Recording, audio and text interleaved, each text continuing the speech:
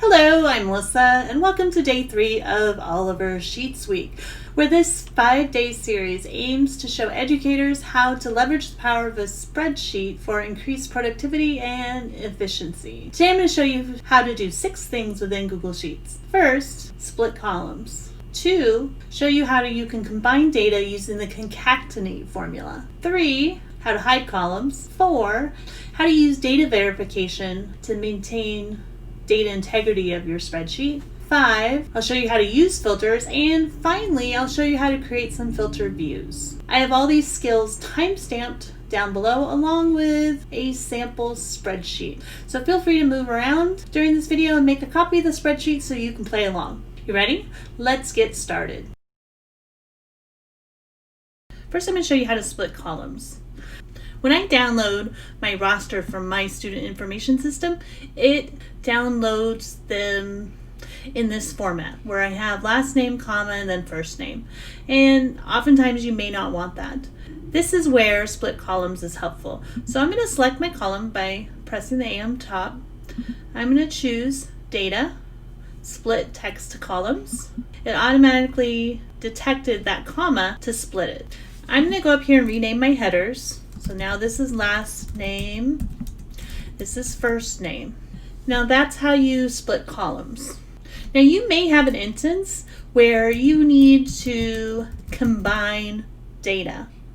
So I want the full name in the form of Mickey Mouse, first name and last name. Perhaps I'm creating certificates, which I'm going to show you in day 4's video. So be sure to subscribe. I'm going to use the formula Concatenate, which is one of my favorite formulas, not just because it's fun to say. So to start your formula, you're going to put the equal sign and then start typing Concatenate, and you'll see a pop-up appear. Now, you're going to put the order of the cells that you want to put together. First name is in B2, comma, last name is in A2. Now, if I keep it like this, I'm not going to have a space between first name and last name. So here's how you add a space. I'm going to use quotation mark, space, quotation mark, comma. And now when I hit enter, I have a space. I'm going to show you this formula again because here I just added an empty space. Between those quotation marks, you could add text or other things that maybe you want to merge with your data. So Concatenate is super helpful. And remember from day 1's video, to copy that formula, you can just grab that corner and drag all the way down. Now I have all my students' first names in the format that I want. There are already some hidden formulas here, because if you look at my letters, I have A, B, C, D, E, F, G, H, J. I've hidden a column here, and you can tell that not just because the letter I is missing, but also because of these arrows in the headers. If you click those arrows, I've hidden this column, and I'll show you why in our next step. But if you want to hide a column, you can just select a column, do a right click or 2-finger click, and choose hide column. You can also do that to rows. Same process. You can do a 2-finger click and then you can hide rows. We're not going to do that here. And then when you need to see the data, it's right there. We're going to use this for our next step, which is data validation. So let's say I want to create a column that shows my student's house. And the data integrity of your spreadsheet is so critically important for its usefulness. For example, if you create a column of house and maybe you're working on this with your team and you have multiple people putting in information, somebody misspells Hufflepuff or Gryffindor or Slytherin or Ravenclaw or whatever your data source is, automatically those become different pieces of data, merely due to a data entry error. This is where data validation is super helpful, because it is going to keep your data nice and consistent. In this instance, I only have 4 houses to choose from, so I'm going to save myself time and perhaps my team's time by using the data validation. Here's how. Go to data, data validation. Now, first part, you tell it where to look. So right now I'm just going to keep it in D2 because because I want to test it first and then I can copy it into my other cells. You can list from a range. You can list the items, so you could type them yourself, and you have all these different choices. I'm going to do the list from a range. This is why I had my hidden formula, because I'm going to tell it to look right here. Okay. And it's going to show as a drop-down list in the cell.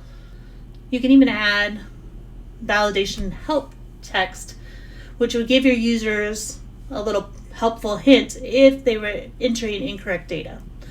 I'm going to click Save. I'm going to show you what this looks like now. You've got this drop-down arrow, and now I've got these choices. So I like that. So now what I'm going to do, again from the blank cell, just grab that corner and copy it down. And what's nice here is you can just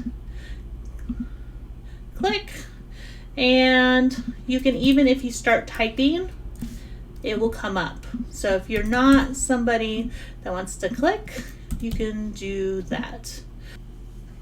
Now I just copied some of these for the purposes of our next exercise. I'm going to show you filters. Now, depending on your data in your spreadsheet, you may only want to see certain pieces of it. That's where filters come in. So under the Data tab, you can create a filter.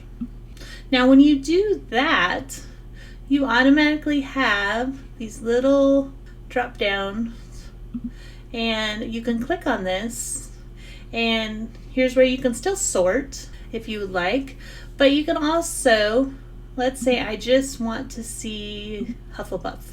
There's all my Hufflepuff students. To get it back, you just click on the filter again, you can select all, and you get it back. So that's how you can create filters.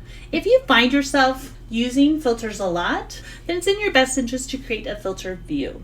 So there's my Hufflepuffs, and if I want to create a filter view of this, I can just go to Data, Filter View, and I can save this as a filter view. And I can come up here and call it Hufflepuff. And so now I've named that view. Now, if I go back to my data, and I want to select all, there's all my data again. If I want to see my Hufflepuff view, you can just return to Data, go to Filter Views, and there it is, Hufflepuff. And you could do the same thing and create one for each house, or however you wanted to view your data. One caution: if you start using filter views, you may close out this spreadsheet and then come back to it the next day and be like, where's my data? Notice here, you can know you're in a filter view because you have these gray bars, and you can see that some of your data is missing. So if you need to go back to it, you can just X out, and then you've got all your data. Hope you learned something new using sheets.